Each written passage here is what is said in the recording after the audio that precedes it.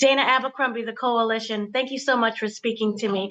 I really wanted to talk about kind of finding the working man's grammar in terms of the action style and the camera style, how the filming kind of made it very grounding as well as the choreography.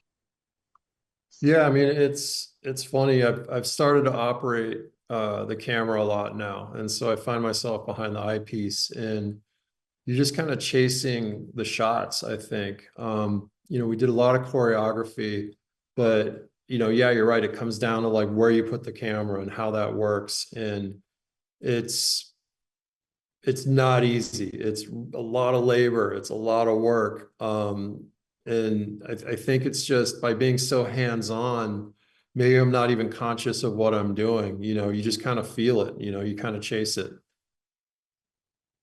You feel that the different environments used kind of really influence the shot and the camera movements.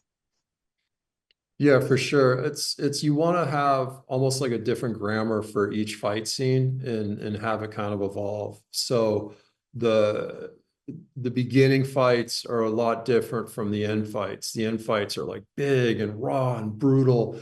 And in the beginning, it's a little more, thoughtful and more props and the way things come together. So you want like a progression for the audience, so it's not the same thing over again. And that gets hard because not only are you trying to create something no one has seen before, but then you're also fighting against yourself to push yourself to do more. I'm fascinated also with the use of lighting and costuming because there's a lot of dark places. It matches the outfits, but then we're also outside in the open.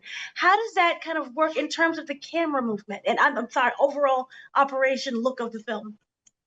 Well, I want to keep, you know, the audience, kind of surprised. I always want something fresh happening. And a great way to do that is with the design. And I wanted the bad guys to kind of have their own visual voice, and so I put them in these outrageous costumes. And they're kind of outrageous people, so it makes sense.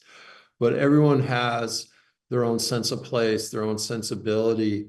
And, when the audience sees a character, like they should know who that character is just on the visual, and the bad guys look like bad guys, and the good guys are pretty normal. They could be our neighbors. Also, with that, how much does personality come into play when it comes to these different characters, in terms of the environment and bringing out kind of that's the scene that they're in?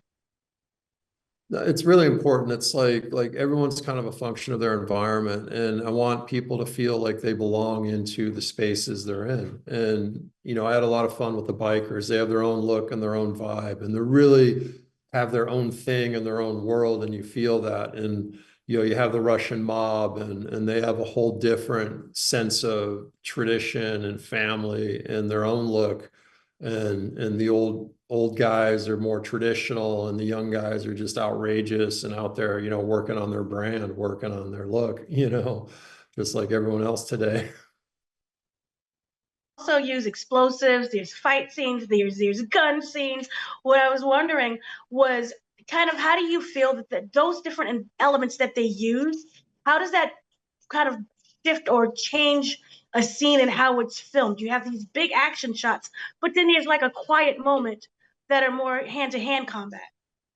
I mean, that's it. You got to have like the contrast, it's like you go big, you go small. It's like movies can get too big sometimes, and then it just becomes a little bit overwhelming. But it is that quiet, that thoughtful moment, that joke, that moment of heart within the action that can really turn it into something more than just another action scene.